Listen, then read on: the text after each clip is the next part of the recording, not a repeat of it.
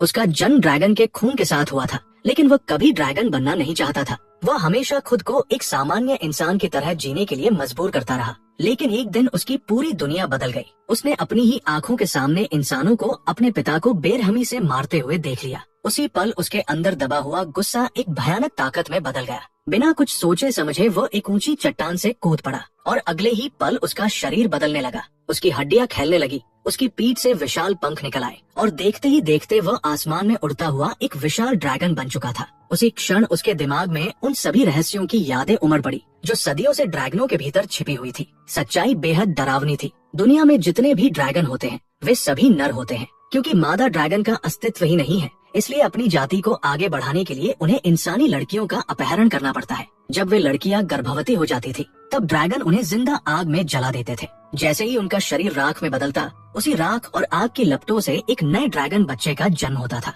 ड्रैगनों की इस क्रूर और भयावह ताकत ने इंसानों को सदियों तक डर के साए में जीने पर मजबूर कर दिया था। उनके पास बचने का सिर्फ एक ही तरीका था, हर बार एक युवा लड़की की बलि देना। ये भयानक परंपरा पीढ़ी दर पीढ़ी चलती रही, जब तक कि एक दिन एक साहसी योद्धा ने इस चक्र को तोड़ने की ठान नहीं ली। वो अपने प्रिय को हमेशा के लिए खोते हुए नहीं देख सकता था। उसने कसम खाई कि चाहे उसकी जान ही क्यों न चली जाए, वो उसे जरूर बचाएगा। अपने प्यार को ताकत बनाकर वो खतरनाक यात्रा पर निकल पड़ा और आखिरकार उस गुफा तक पहुंच गया जहां ड्रैगन रहता था। वहां एक भयानक लड़ाई हुई और अंत में उसने उस ड्रैगन को मार गिराया। उस दिन के बाद वह पूरी दुनिया में एक महान ड्रैगन स्लेयर के नाम से जाना जाने लगा। लेकिन उसने ये भी समझ लिया था कि अगर कोई और ड्रैगन पैदा हुआ तो ये भयावह इतिहास फिर से दोहराया जाएगा। इसलिए उसने एक अजीब फैसला लिया। उसने खुद को पहाड़ों की संकरी दरारों के बीच छिपा लिया। जब भी उसके अंदर की ड्रैगन शक्ति जागती और वह ड्रैगन में बदलने लगता तो वे तंग चट्टानी दरारें उसके विशाल शरीर को फंसा लेती और उसे बाहर निकलने से रोक देती।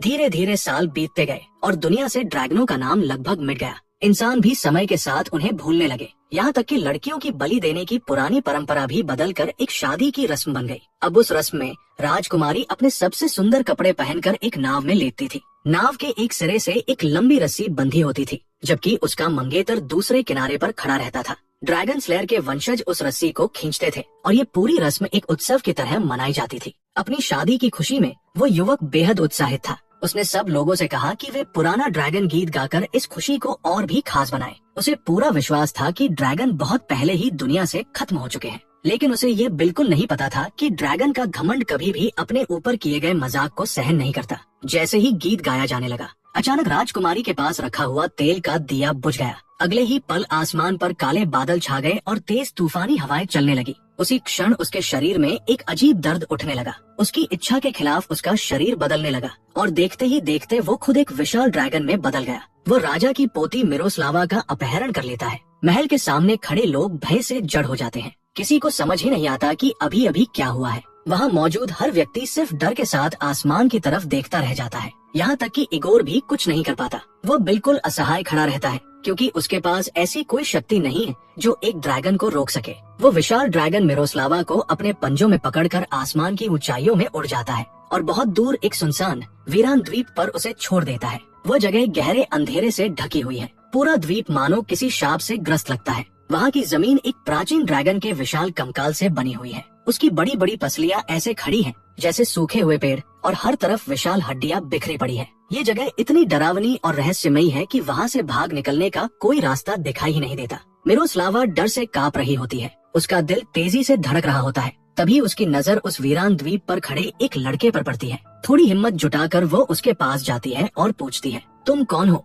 तुम्हारा नाम क्या है? लेकिन वो लड़का चुप रहता है। वो कोई जवाब नहीं देता। सच तो यह है कि उसे खुद अपना नाम भी नहीं पता। उसके चेहरे पर उलझन और खालीपन साफ दिखाई देता है, जैसे वो बचपन से ही इस द्वीप पर अकेला रह रहा हो और दुनिया ने उसे भुला दिया हो। मिरोस्लावा को उस पर दया आती है। जब उसे पता चलता है कि उसका कोई नाम नहीं है तो वो खुद ही उसे एक नाम देने का फैसला करती है। वो उसे अरमान कहकर बुलाने लगती है। धीरे धीरे वे दोनों बातचीत करने लगते हैं। उस वीरान द्वीप की खामोशी अब टूटने लगती है, लेकिन अचानक उनके सामने एक भयानक ड्रैगन आ जाता है। उसके भारी कदमों से जमीन कांपने लगती है। ये दृश्य देखकर मिरोस्लावा डर के मारे जम जाती है और तुरंत अपनी आंखें कसकर बंद कर लेती है। जब वो कुछ देर बाद हिम्मत करके अपनी आंखें खोलती है तो अरमान वहाँ नहीं होता। उसकी जगह उसके चारों ओर कुछ अजीब और रहस्यमय छोटे छोटे जीव खड़े होते हैं। उनका रूप बहुत विचित्र और डरावना होता है। वे उसे अजीब निगाहों से घूर रहे होते हैं। मिरोस्लावा यह देखकर घबरा जाती है। उसकी आंखों में आंसू भर आते हैं क्योंकि उसे लगता है कि ड्रैगन अरमान को अपने साथ ले गया होगा।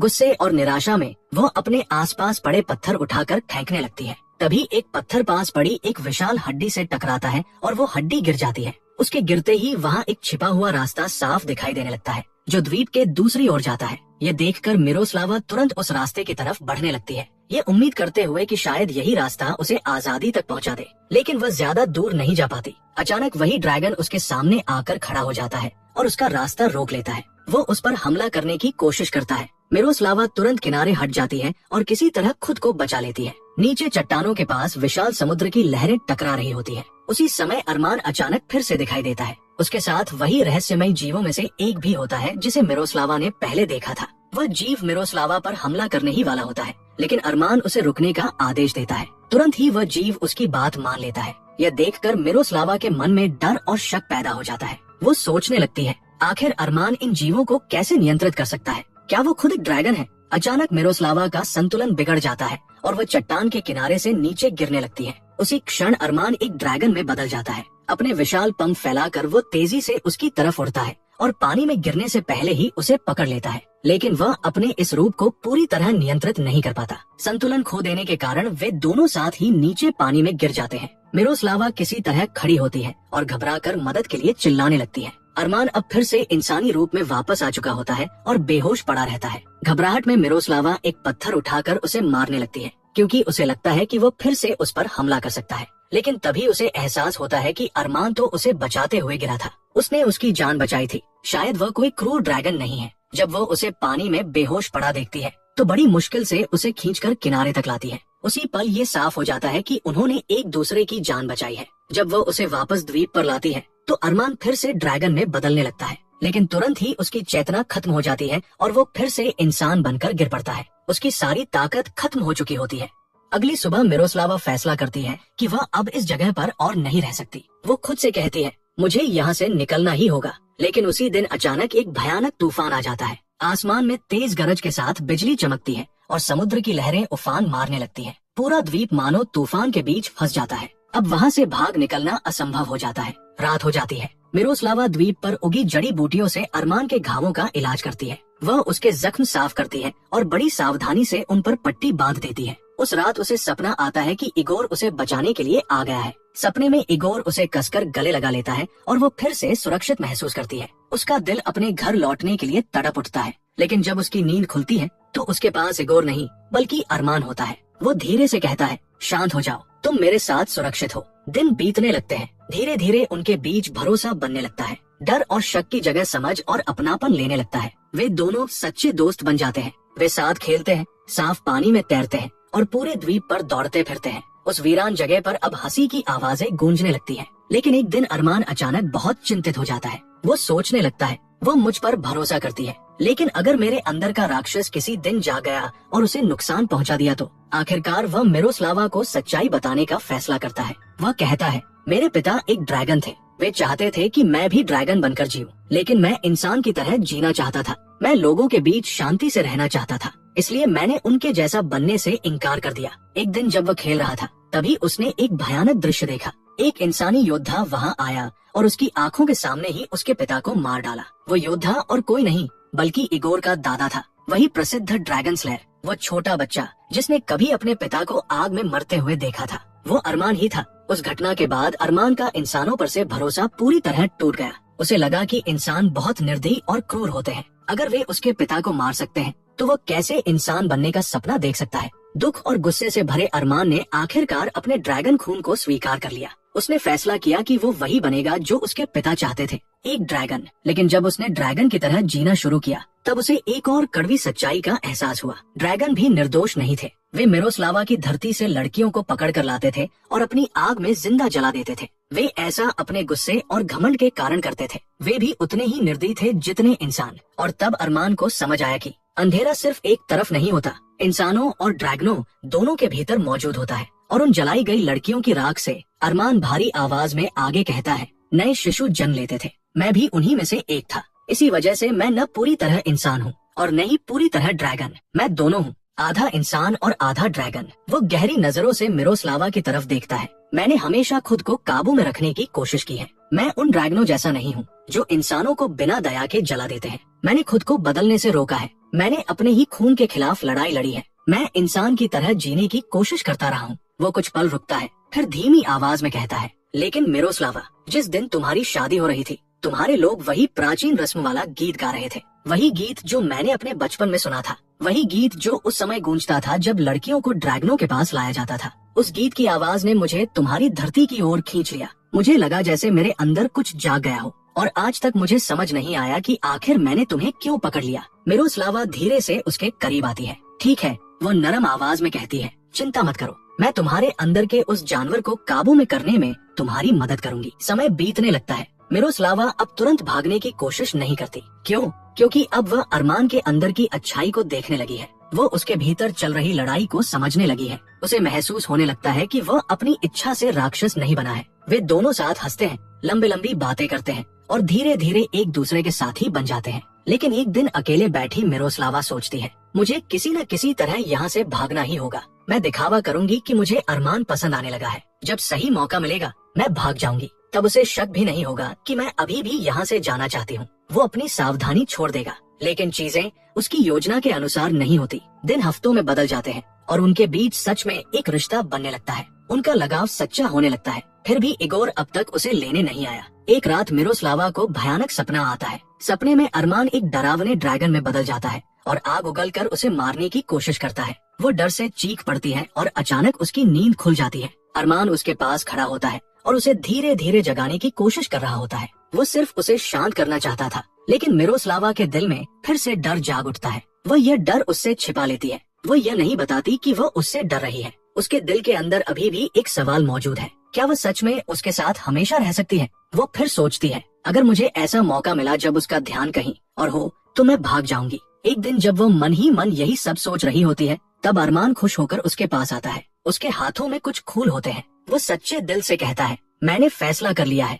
मैं एक सज्जन इंसान बनूंगा। मैं फिर कभी ड्रैगन में नहीं बदलूंगा। मैं हमेशा के लिए अपने ड्रैगन को काबू में कर लूंगा। वो मुस्कुराता है। उसे ये बिल्कुल पता नहीं होता कि मिरोस्लावा के मन में क्या चल रहा है। लेकिन जब उसे एहसास होता है कि मिरोस्लावा अब भी घर लौटना चाहती है और उस पर पूरी तरह भरोसा नहीं करती, तो उसका दिल टूट जाता है। उसके हाथों से फूल गिर जाते हैं। वो दर्द भरी आवाज में कहता है, तुम जो चाहो करो, अगर तुम्हें जाना है तो चली जाओ, मैं तुम्हें रोकूंगा नहीं। इतना कहकर वह गुस्से और दुख में गुफा के अंदर चला जाता है। जब भी उसे गहरा दुख या गुस्सा महसूस होता है, उसके अंदर का ड्रैगन जागने लगता है। फिर भी वो उसे नुकसान नहीं पहुंचाना चाहता। मिरोस्लावा को अपनी गलती का एहसास होने लगता है। वो धीरे से कहती है, मुझे माफ कर दो, मैंने तुम पर भरोसा नहीं किया। अब उसे समझ आता है कि अरमान उसके लिए अपने अंदर के राक्षस से लड़ रहा था और उसने ही उसे धोखा दिया। अगर वो सच में जाना चाहती थी तो उसे ईमानदारी से बता देना चाहिए था, लेकिन उसने झूठ बोलकर उसके दिल को चोट पहुंचाई। अब अरमान उससे दूरी बना लेता है। वो ठंडी आवाज में कहता है,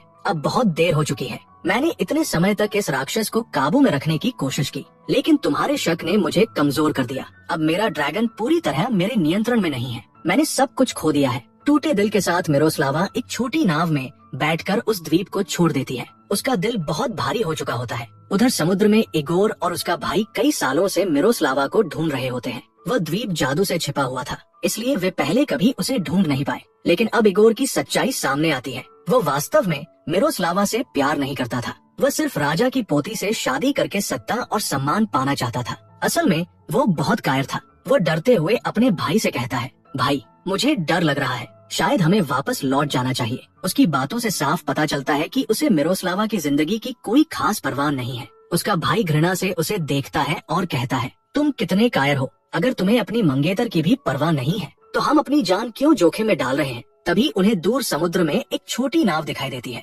जिसमें मिरोस्लावा बैठी होती है। उसे देखते ही इगोर का व्यवहार अचानक बदल जाता है। वो नाटकीय अंदाज में कहता है, मैं तुम्हें ढूंढते ढूंढते थक गया था। तुम कहाँ थी? मुझे तुम्हारी बहुत याद आई।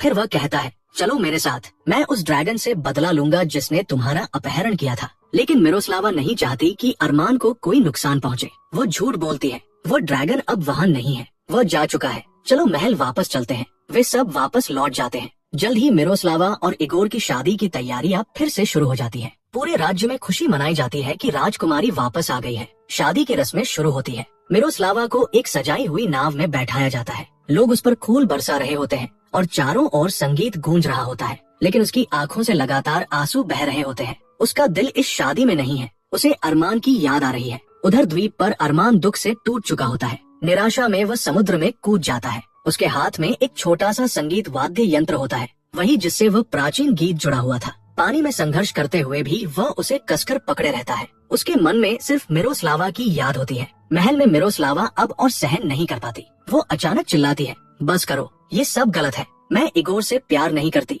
मैं उस ड्रैगन से प्यार करती हूँ। मैं उसके बिना नहीं रह सकती। पूरी सभा स्तब्ध रह जाती है। इगोर सबसे ज्यादा हैरान होता है। मिरोस्लावा वही प्राचीन रस्म वाला गीत गाने लगती है, वही गीत जिसने कभी अरमान को उसकी ओर खींचा था। शुरुआत में कुछ भी नहीं होता। उसके दिल में डर भर जाता है। उसे लगता है शायद अरमान ने अपनी जान ले ली होगी। लेकिन फिर अचानक आसमान बदलने लगता है। काले बादल छा जाते हैं, तेज हवाएं चलने लगती हैं। आसमान में एक विशाल काला ड्रैगन दिखाई देता है। वो अरमान होता है। वह नीचे आता है और किसी के कुछ समझने से पहले ही मिरोस्लावा को उठा लेता है। मिरोस्लावा खुशी से भर उठती है। इगोर इतना डर जाता है कि आगे बढ़ने की हिम्मत भी नहीं करता। जब ड्रैगन काफी दूर उड़ चुका होता है, तभी वो बहादुरी दिखाने का नाटक करता है। तभी उसका भाई उसे जोर से रोककर कहता है, नाटक बंद करो, उसे जाने दो, तुम उसके लायक कभी थे ही नहीं। ड्रैगन मिरोस्लावा को फिर उसी द्वीप पर ले आता है, लेकिन अब अरमान का नियंत्रण कमजोर पड़ चुका होता है। उसके ड्रैगन वाले स्वभाव उस पर हावी होने लगते हैं। वो मिरोस्लावा पर आग उगलने की तैयारी करता है, जैसे कभी ड्रैगन बलि के लिए लाई गई लड़कियों के साथ करते थे। उसके गले में आग इकट्ठा होने लगती है, लेकिन मिरोस्लावा डरी नहीं खड़ी रहती है। वो दृढ़ आवाज में कहती है, मैं तुमसे प्यार करती हूँ। इस रूप में भी अरमान हैरान रह जाता है। इतने भयानक रूप में भी वह उससे भाग नहीं रही। वह आगे कहती है, हाँ अरमान, चाहे तुम मुझे जला दो या हमेशा अपने पास रखो, मैं तुम्हें छोड़कर नहीं जाऊंगी। मैं सच में तुमसे प्यार करती हूँ। ड्रैगन की भयानक आंखें धीरे धीरे नरम पड़ जाती हैं। वो धीरे से झुक जाता है और अपना विशाल सिर मिरोस्लावा की गोद में रख देता है। यह पहली बार था जब किसी ने उसे उसके ड्रैगन रूप में भी प्यार से स्वीकार किया था। समय के साथ सब शांत हो जाता है। अरमान पूरी तरह अपने आप पर नियंत्रण पाना सीख जाता है। मिरोस्लावा अपनी इच्छा से उसके साथ रहने का फैसला करती है। आखिरकार दोनों शादी कर लेते हैं और उसी द्वीप पर खुशी खुशी रहने लगते हैं। वही द्वीप जो कभी उनके लिए कैद जैसा लगता था। कई साल बाद उन्हें अपनी छोटी बेटी को यही कहानी सुनाते हुए देखा जाता है। वही छोटा रहस्यमय जीव अब प्यार से उस बच्ची की देखभाल करता है। वह द्वीप अब अंधेरे और डर की जगह नहीं रहा, वो उनका घर बन चुका है।